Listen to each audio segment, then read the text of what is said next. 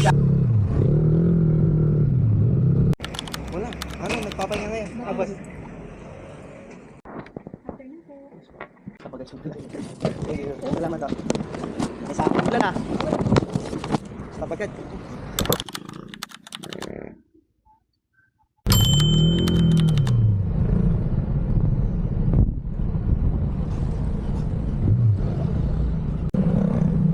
Ay, hindi po. Walay po. Ano yun, boss? Ano naman kasi ako? Sa loob. Dito po. Sir, naka-video ka, sir. Sige, okay lang. Sige po. Buksan na, sir, no? Sige.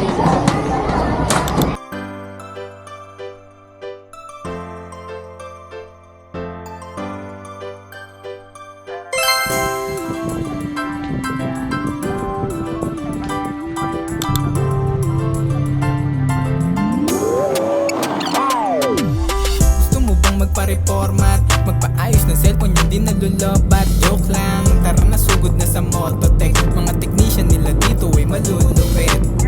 Talaga namang mabibilit, kasi sa pyesa pala ang nalaman di tinipid. Kaya hindi na para mag-isip, kapag mabisa ang usapan matik Mototech. Mapa-charger LCD, kasakit sa battery, kayang-kayang gamutin, sure ka pa sa quality. Magaling magpagaling, di ka magsisisi. Kaya ano pang gagawin, sumugod na kay Boss P.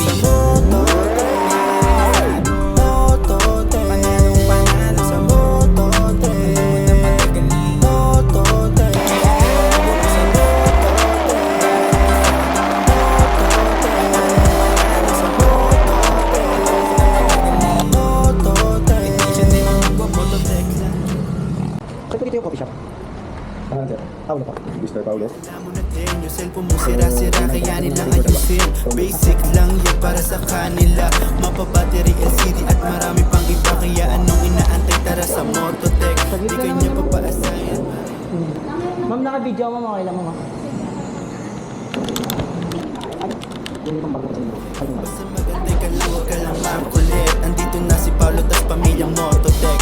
Mga ma'am and sir, huwag na mag-atubili. Nakasisiguro ka naman sa quality. At sinisiguro pag dito ka bumili, itaga mo sa bato, masaya ka ng untay. Sa Mototech.